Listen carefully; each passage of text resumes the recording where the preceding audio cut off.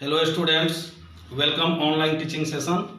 तो स्टूडेंट्स, हमने प्रीवियस जो वीडियो में देखा, यानी कि इससे पहले वाले जो वीडियो में हमने पढ़ा था और उसमें लास्ट हमने जो किया था वह किया था कि जेम्स मिल ने क्यों जो है भारतीय इतिहास को जो है वह रिलीजन के आधार पर बांटा, क्योंकि अदर हिस्ट्रियन जो है वह एंशिएंट, मेडिवल और मॉडर्न हिस्ट्री के बारे में जो है वह एक्सप्लेन किए थे, लेकिन जेम्स मिल ने इंडियन हिस्ट्री को एक नए जो है रूप में ले जाकर रख दिया। वो था हिंदू, मुस्लिम एंड ब्रिटिश।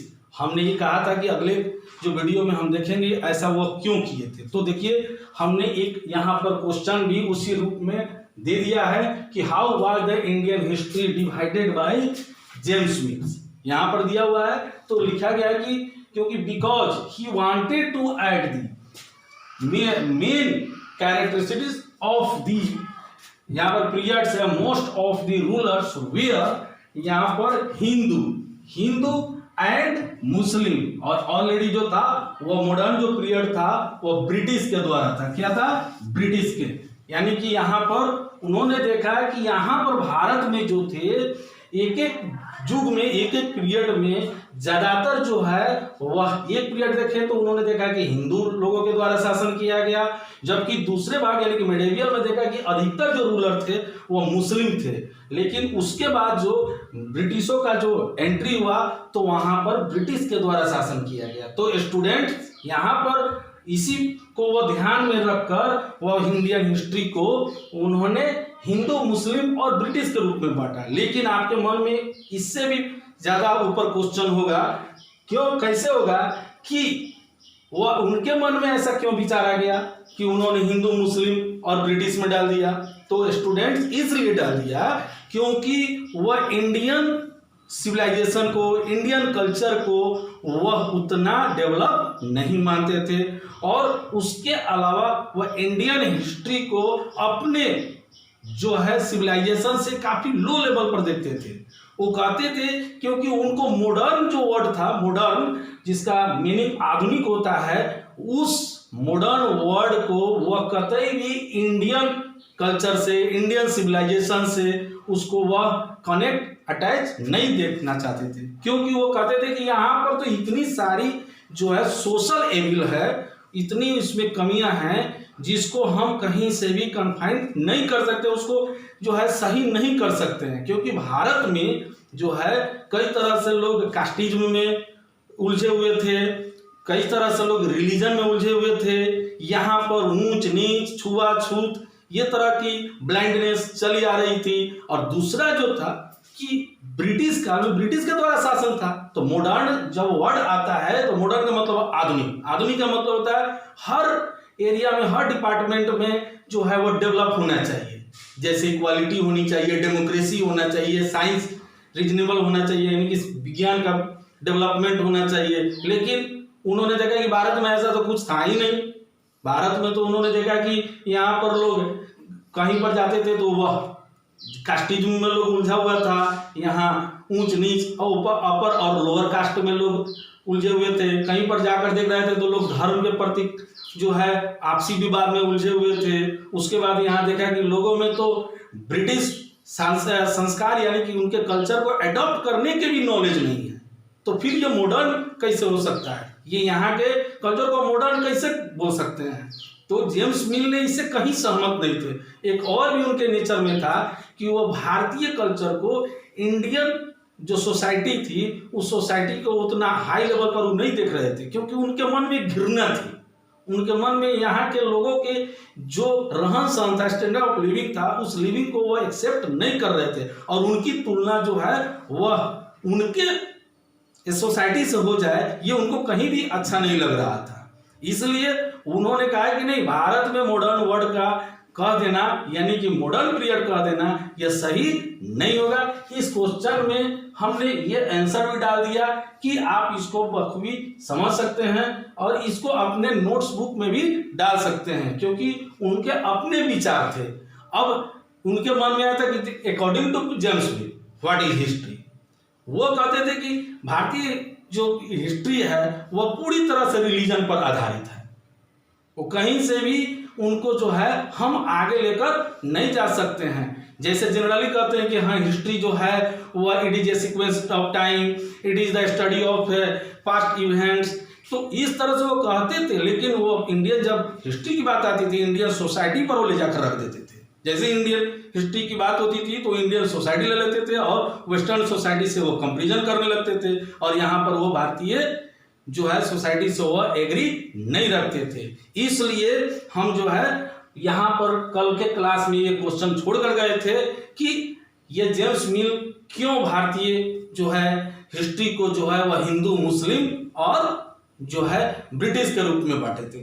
तो आपने ये भी जान लिया एक लाइन में, और इसको हम बोल देते हैं क्योंकि वह जो एंशियंट माना गया, जो 6 क्लास में थे वहां पर देखे कि कई तरह के राजाओं के द्वारा शासन किया गया, तो उसमें कई सारे के सारे राजा जो थे वो खासकर हिंदू वर्ग से आते थे, वो ज्यादा धर्म पर, ज्यादा वह रिलीजन पर थे। दूसरे जो मेडिवल पीरियड जो अन्य यानी कि अदर हिस्ट्रियन के द्वारा लिखा गया, तो उसमें देखा गया कि उसमें मैक्सिमम जो रूलर थे वह सारे के सारे रूलर मुस्लिम वर्ग से आते थे, मुस्लिम कम्युनिटी से आते थे। और थर्ड जो ब्रिटिश रख दिए थे क्योंकि उस समय तक यहाँ पर ब्रिटिश शासन आ चुका था। जैसे कि आप ऑलरेडी जानते हैं कि अब इसको हम ब्रैकेट में एक जगह लिख देते हैं, ये 17 यहाँ से माना जाता है 54 टू यहाँ पर 1856, यह जो था वह ब्रिटिश के द्वारा जो है वह कंक्वेरिंग पीरियड था। वहां इंडिया में वो आकर कई सारे जगहों पर वह अपना जो है कई सारे नगरों पर, छोटे छोटे शहरों पर वह कंक्वेस्ट करना शुरू किए थे, और अंत में जाकर वो 1857 के बाद से वह यहाँ पर अपना कल्चर को जो है एक्सप्लेन किए।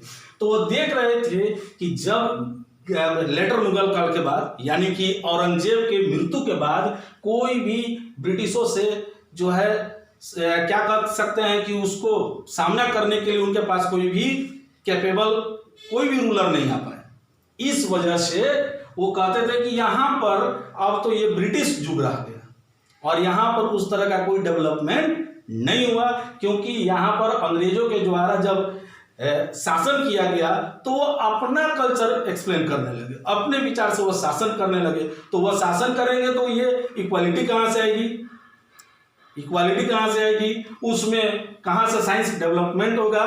तो स्टूडेंट्स इसके बाद जो है कि क्या है, तो जो है यहाँ पर हम एक इंपॉर्टेंट नोट्स के रूप में लिख दिए हैं कि जेम्स मिल कौन थे।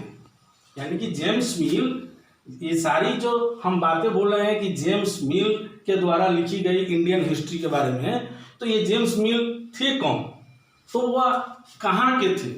तो जेम्स मिल एक स्कॉटिश पॉलिटिकल फिलोसोफर थे, यानी कि वह एक स्कॉटलैंड देश है वहाँ के वो निवासी थे, और उन्होंने ऐसे इंडिया में वो आने का जो उनका तिथि था, समय था, वह 1806 में आए थे। वह 1806 में आए थे, यहाँ नोट कर लीजिएगा। ये जेम्स मिल जो है वह 1806 में आए थे, लेकिन यहाँ पर आने के बाद उन्होंने इंडियन सोसाइटी के बारे में पूरी तरह से जब वह जानकारी प्राप्त कर लिए, उसके बारे में उन्होंने स्टडी कर लिया, तब जाकर 1817 में 1817 ईस्वी में उन्होंने एक रचनाएं रची। उसका नाम था ये ब्रिटिश ऑफ इंडिया, ये ब्रिटिश ऑफ इंडिया। इस रचना के माध्यम से पूरे इंडियन सोसाइटी के बारे में उन्होंने वर्णन किया है, और वर्णन करने के साथ उन्होंने बहुत सारे जो बदलाव हुआ इंडिया में, उसका श्रेय वो पूरी तरह से ब्रिटिश को देते हैं।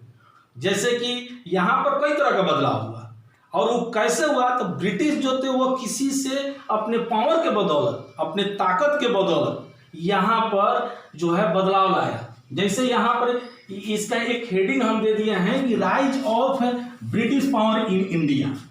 अचानक से भारत में ब्रिटिशों की जो ताकत थी वो बढ़ने लगी, और सब कोई जानता है, आप प्रीवियस क्लास में भी थोड़ा बहुत सुने होंगे या कहीं आउटसाइड से भी थोड़ा बहुत उसके बारे में आप लोग जानकारी लिए होंगे कि ब्रिटिश जो थे वो भारत में कोई शासक या शासन के करने के उद्देश्य से नहीं आए थे।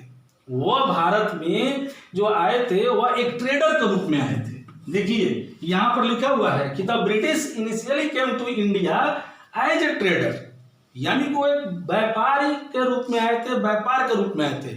और उनका मुख्य जो उद्देश्य था, मेन जो एम्बिशन था, वो था यहाँ पर व्यवसाय करना, और वो व्यवसाय ही उद्देश्य से आए थे। लेकिन जब वो भारत में आए, यानी कि उनकी आने के बाद की जो कंडीशन थी, भारत में जो सिचुएशन थी, जो कंडीशन थी, वो काफ़ी इनस्टेबिलिटी रूप में थी, अस्त व्यस्त थी, क्योंकि मुगलों में जो आपसी लड़ाइयाँ चल रही थी, उस लड़ाइयों को देखते हुए ये ब्रिटिशों को समझ में आ गया था कि यहाँ पर हमारा जो है शक्ति स्थापित करने में काफ़ी आसानी होगी।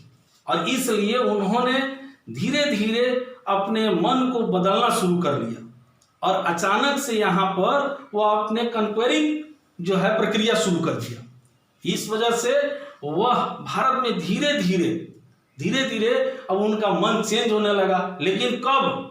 आप जानते हैं कि लेटर मुगल काल। अब एक क्वेश्चन आपके मन में आएगा कि बार बार कि लेटर मुगल काल क्या है, यानी कि जब औरंगजेब की मृत्यु होती है। औरंगजेब की मृत्यु कब होती है?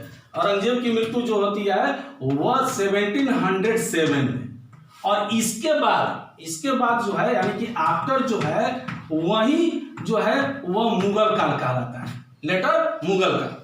यानी कि उसके बाद देखा कि यहाँ पर किसी तरह का कोई भी कैपेबल रूलर उनसे सामना करने के लिए नहीं बच गया था।